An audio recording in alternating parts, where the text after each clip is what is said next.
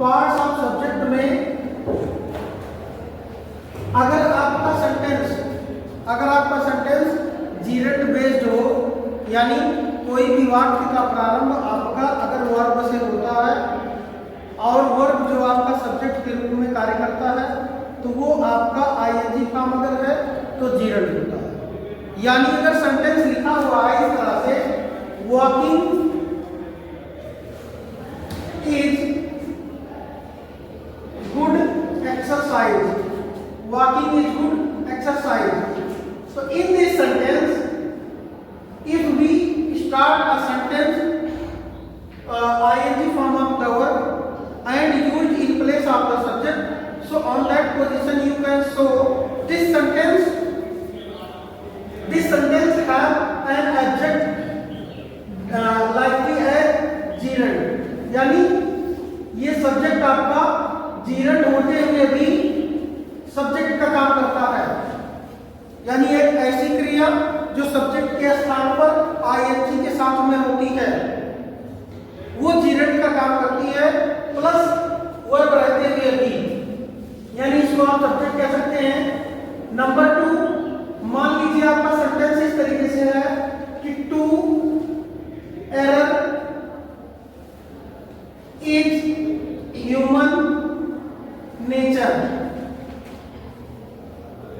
To err is human nature, यानी किसी भी क्रिया से पहले, किसी भी वर्ब से पहले अगर टू आ जाता है तो आपको अच्छी तरह से पता है कि क्रिया से पहले अगर टू आता है तो वो क्रिया आपकी इंफिनिटिव होती है।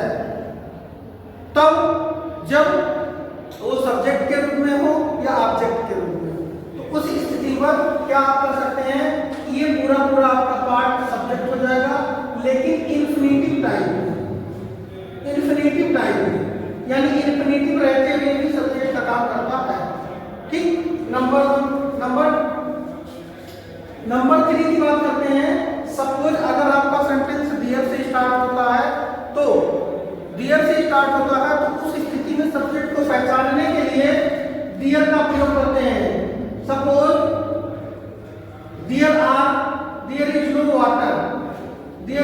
No water in the glass, so there is a subject, नंबर 4 की बात करते हैं कि अगर आपका सेंटेंस कहीं भी लिखा हुआ है इट से, तो इट का सेंटेंस आपका अगर होगा तो हो जाएगा इट इज रैनिंग, तो इट आपका सब्जेक्ट हो जाएगा। ठीक, तो कुछ इस तरीके से सब्जेक्ट के पार्ट्स होते हैं। और नेक्स्ट स्टेप में आता है प्रेडिकेट। सो प्रेडिकेट का जो पार्ट होता है,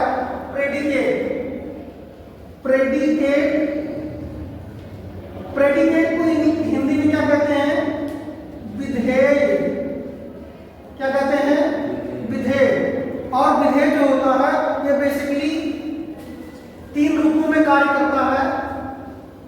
नंबर 1 आपका होता है verb, number 2 object, and number 3 complement. तो आपका ध्यान दीजिए, वर्ब को आप क्रिया कह सकते हैं, ऑब्जेक्ट मीन्स कर्म और कॉम्प्लीमेंट मीन्स पूरक। एग्जाम्पल के अनुसार आपका सेंटेंस दिया हुआ है अ मैन इज वॉकिंग। क्रिया जो होता है 2 टाइप का आप मान सकते हैं। फर्स्ट हेल्पिंग वर्ब है ना, एक सेंटेंस में हेल्पिंग वर्ब होगा और दूसरा आपका मेन वर्ब होगा। ध्यान रहे, हेल्पिंग वर्ब जो होता है वो बी वर्ब के रूप में माना जाता है। ठीक है, यानी आप कह सकते हैं प्राइमरी एक्सिलरीज में 2 तरीके के आते हैं। पहला तो प्राइमरी एक्सिलरी आएगा और दूसरा मॉडल्स है। तो प्राइमरी एक्सिलरी जो होता है वो 3 प्रकार के होते हैं, डू बी है ना, डू बी है, बी ऑलरेडी 5 होता है तो ये हेल्पिंग वर्ब होते हैं। नंबर 2 मेन वर्ब, नंबर 3 आपका ऑब्जेक्ट आता है। तो ऑब्जेक्ट 2 टाइप के होते हैं। पहला होता है direct object.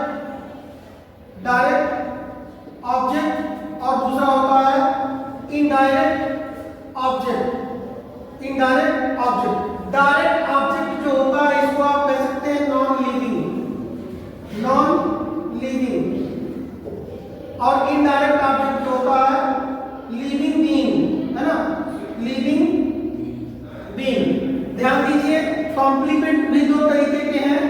Number 1 subject complement, subject complement, complement, और दूसरा होता है ऑब्जेक्ट कॉम्प्लीमेंट, कॉम्प्लीमेंट। ध्यान रहे आपका पहला सेंटेंस जो बनेगा ये हेल्पिंग वर्ब और मेन वर्ब का तो एक सेंटेंस में बता दे रहा हूं। सबसे पहले आपका आ जाएगा ही रीड्स। ध्यान रहे he reads means first part subject and second is predicate, but in the second example you can hear the old man is reading, old man is reading. So here is a subject and is a predicate. So predicate में आपका is जो होगा वो helping verb हो जाएगा और दूसरा reading जो हो जाएगा ये आपका main verb हो जाएगा, main वर्ब हो जाएगा। नंबर नेक्स्ट की बात करते हैं, नंबर 3 की बात करते हैं,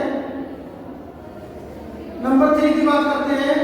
सपोज लिखा हुआ है कि he is BUYING buying, he is buying a bat, he is buying a bat. ध्यान दीजिए ही आपका सब्जेक्ट है, इज बाइंग अ बैट आपका पूरा पूरा प्रेडिकेट है, ये पूरा पूरा प्रेडिकेट है, यानी इसको आप प्रेडिकेट कह सकते हैं। लेकिन इज बाइंग है ना, इज क्या है हेल्पिंग वर्ब, बाइंग क्या है, बाइंग क्या है मेन वर्ब, मेन वर्ब।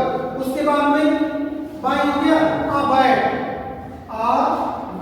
ध्यान दें आ बैट आपका ऑब्जेक्ट है, लेकिन कैसा ऑब्जेक्ट है, डायरेक्ट ऑब्जेक्ट है, इसलिए क्योंकि ये निर्जीव है, यानी डायरेक्ट ऑब्जेक्ट आप कह सकते हैं, डायरेक्ट ऑब्जेक्ट आप कह सकते हैं। ठीक है ना, कुछ इस तरीके से है। और उसके बाद में आपका चौथा सेंटेंस एग्जांपल के रूप में हो जाएगा। चौथा सेंटेंस एग्जांपल के रूप में, जैसे मान लीजिए आप जीरेंड की बात करते हैं, तो जीरेंड में जैसे मान लीजिए लिखा है सी लाइट्स, सी लाइट्स SWIMMING स्विमिंग। ध्यान दीजिए ही लाइक्स स्विमिंग। तो अगर आपके सेंटेंस में ऑलरेडी एक वर्ब है और दूसरी वर्ब अगर आती है और उस वर्ब का फॉर्म ING होता है, तो दूसरी वर्ब जो होगी वो ऑलरेडी या तो जीरेंड होगा या तो इंफिनिटिव होगा। अगर उस वर्ब में ING है तो वो जीरेंड है प्लस ऑब्जेक्टिव केस में है, यानी आप सब्जेक्ट कहेंगे और इसको कहेंगे पूरा पूरा प्रेडिकेट। लेकिन लाइक्स आपका जो है ये वर्ब हो जाएगा और स्विमिंग जो है, स्विमिंग ये आपका ऑब्जेक्ट हो जाएगा। पूछेगा कोई ऐसा ऑब्जेक्ट तो आप डायरेक्ट बताओगे जीरेंड है, क्योंकि जीरेंड के लिए मैंने बताया कि जीरेंड की बात होती है वर्ब की फर्स्ट फॉर्म प्लस ING। ध्यान रहे या तो सब्जेक्टिव फॉर्म में होगा या तो ऑब्जेक्टिव फॉर्म में होगा। ठीक है, यानी कोई भी क्रिया, ध्यान रहे हमेशा कोई भी क्रिया अगर सब्जेक्ट के स्थान पर रहती है, कोई भी क्रिया अगर वो सब्जेक्ट के स्थान पर है तो उसमें या तो ING जुड़ा रहेगा, उसमें या तो ING जुड़ा रहेगा या तो फिर टू प्लस वर्ब जुड़ा रहेगा, दोनों में से कोई एक होगा। अगर वो सब्जेक्ट के स्थान पर है सब्जेक्ट, अगर वो ऑब्जेक्ट के स्थान पर है तो ऑब्जेक्ट हो जाएगा। सपोज दूसरा सेंटेंस आपका लेते हैं, दूसरा सेंटेंस है प्रेडिकेट का। जैसे इंफिनिटिव बेस नंबर 5 सेंटेंस है, लिखा हुआ है आ मैन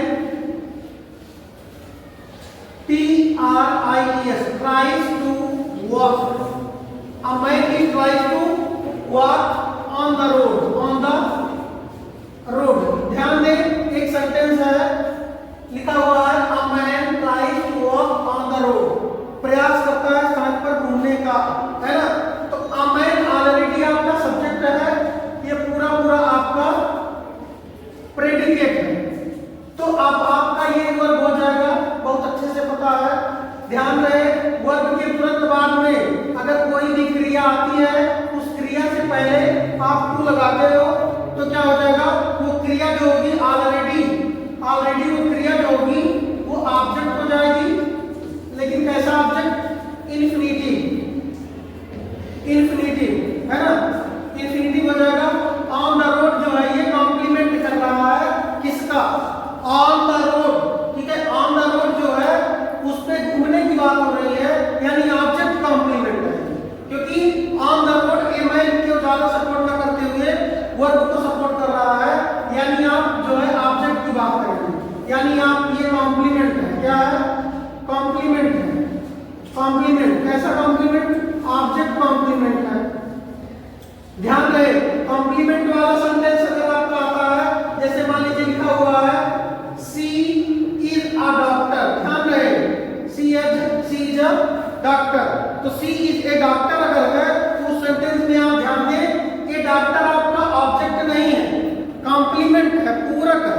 पूरक किसका है, सब्जेक्ट का पूरक है, क्योंकि अगर ये नहीं रहेगा तो वाक्य नहीं बनेगा, ठीक है।